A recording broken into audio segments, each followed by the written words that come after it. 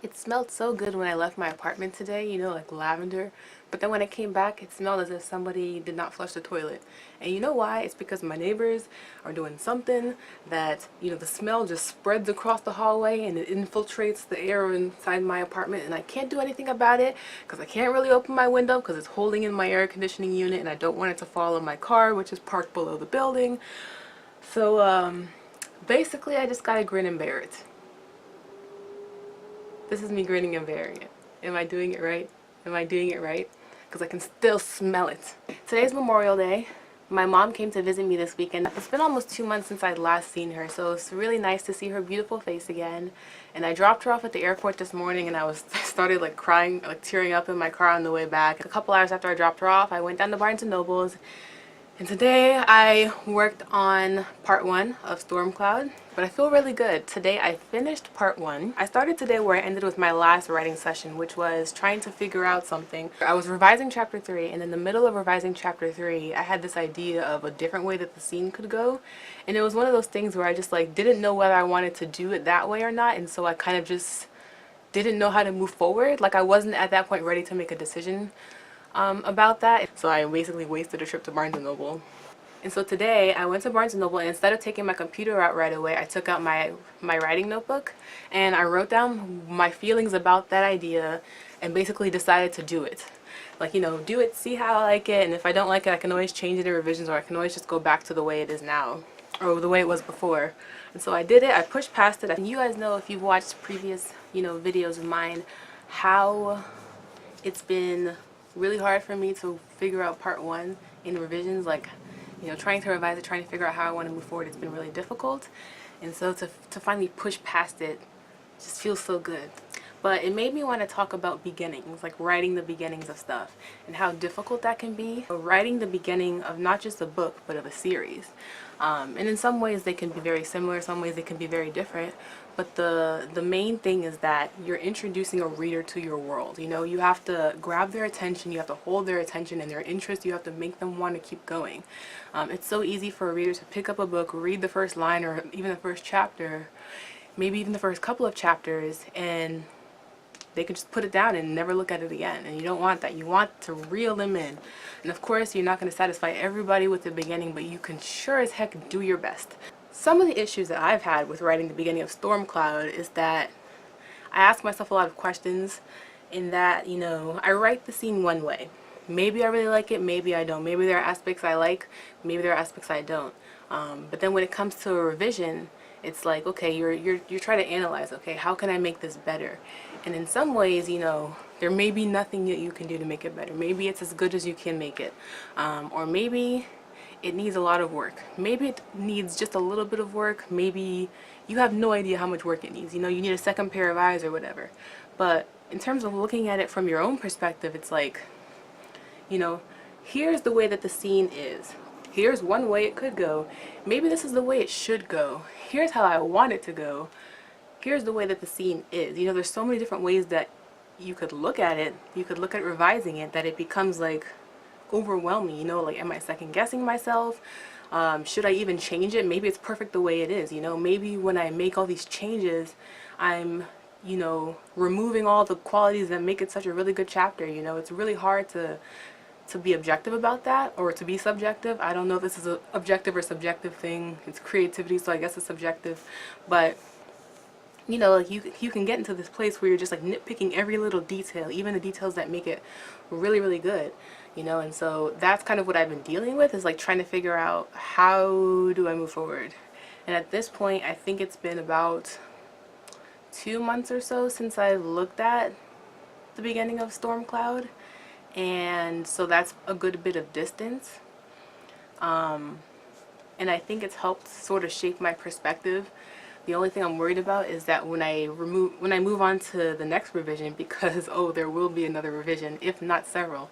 The only thing I'm worried about is that I'll change it again, you know, and it's like, and I'm talking about like plot changes. I'm not talking about like line edits or making a sentence sound better. I'm talking about plot, like how the scene actually goes. I'm worried about changing that again, because then it's like I mentioned this before, like, you know, it feels like I'm just going in circles, but I feel like the whole going in circles thing is a topic for a whole nother video. I just feel like I finally reached a place where I can move on, I can move forward. I can move on to part 2. You know, I can implement some of the changes, the ripple effects of what I've changed in part 1. I can now implement those into part 2 and then into part 3. And my book will hopefully be in a much better place than it was, you know, since the beginning of this. So I thought I'd compare this to some of the other beginnings that I've written. I think at this point I've written 1, 2, 3, 4, 5, 6 beginnings of 6 different novels. Maybe more if you include the various drafts of, you know, each of these. More also if you include like other short stories or other story ideas that I've tampered with. I'm gonna probably talk about like 3 or 4. For Stormcloud, for Snowflake, which is book 2 of Stormcloud, for Pitchfork, which is my other series, and then for Pitchfork book 2. So Snowflake is something that I wrote last month, April, for Camp NaNo. I'll link the vlog down below. And just since Camp NaNo has been over, I've gone back and I've read like bits and pieces of what I've written through that. And one of my favorite parts of the entire thing that I wrote was the beginning. Like the way that it starts is just like so colorful. It takes place in like, it's in a very colorful environment, and like I think I've mentioned before that some of my favorite scenes that I've written are ones that take place in colorful environments, and that's just because there's a lot of sensory details that's going on. Like you feel immersed in the scene, and I'm just really proud of what I've done there. And I don't think it'll change too much in revisions. I say that, and I've only written the beginning. Like I've only written 30,000 words, so like, you know, there's tens of thousands more words to come that could alter things. But I'm just super proud of it, and it just felt really sort of simple to write. You know, when I wrote the first draft of Stormcloud, I felt a certain way about it. Like I liked it generally, like I really liked it generally, but then there was like one element that I felt like I needed to change. Like I never really liked that particular element, and so trying to change that one particular element led to like a whole series of other changes that I wanted to make.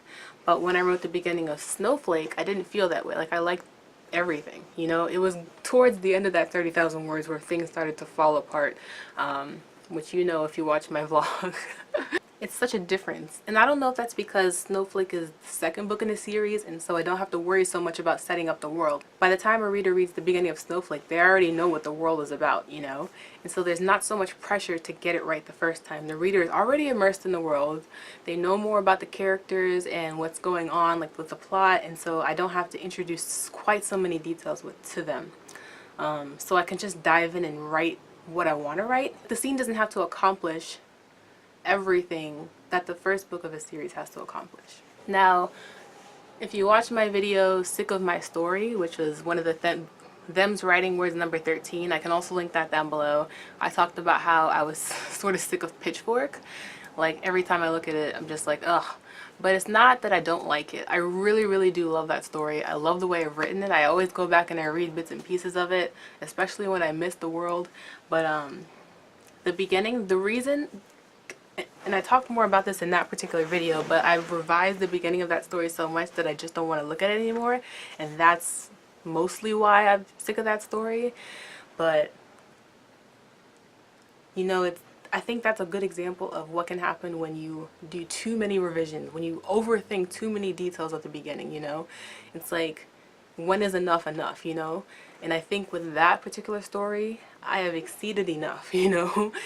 And so I can't, and so it's hard to step back and look at that beginning objectively, even though I think that in terms of drawing a reader into a story, I think it's one of the best beginnings I've ever written. I am really proud of it. I have to be very careful about not overthinking the plot. And so I fear with too many revisions of Stormcloud, it's going to end up like Pitchfork. And so I'm hoping that does not happen. And then the last beginning that I want to talk about is Pitchfork book 2, which I wrote sort of in a jet-lagged frenzy where I stayed up and wrote like 11,000 words in like 7 hours overnight, and stayed up until like 7 a.m. writing these words that have become some of my favorite words that I've ever written, you know. Unfortunately, the plot has changed so much for book 1 of Pitchfork that I can no longer use those words, but there's still something that I can refer back to as a good example of what can happen if I don't overthink it. Like seriously, you should have seen me. To this day, I have not had a a creative burst like that. And I didn't overthink it. I had a series of plot points that I wanted to happen. I had like some descriptions of each, and I just wrote it. I didn't overthink it while I was doing it. I just sat down and I did it. Maybe I was so freaking tired that I didn't have the capability to overthink it, but maybe that was a blessing in disguise. I guess the moral of the story is, don't overthink it. Don't underthink it. If you come back to revise your beginning, make sure you do so with fresh eyes, you know? Don't come back too soon. Don't come back too often. And make sure you just write the beginning that fits your story. And that's easier said than done. The beginning should probably accomplish a few things, and I'm by no means an expert on this, so you can look up articles of it online. But, you know, the beginning should reel the reader into a story, grab their interest and hook it and run with it. You know, once you've got the reader interested, you know, you can introduce the characters, the world, in a way that is not too heavy-handed, but also helps the reader sort of, you know, immerse themselves into the story. For all you writers out there who are writing their bad beginnings, their good beginnings, their in-between beginnings, I wish you the best of luck. I don't know what else to say on this topic. Like I said, I'm not an expert on beginnings. I'm still trying to figure it out. But I think I finally gotten to a place where I feel good about it. So I'm going to leave it there because I can still smell that smell. And I got to get rid of it somehow. So until next time, my friends, thank you for watching. Give this video a like, hit subscribe, hit the little bell notification so you can be notified whenever I post these videos. And I will see you next time. Toodaloo.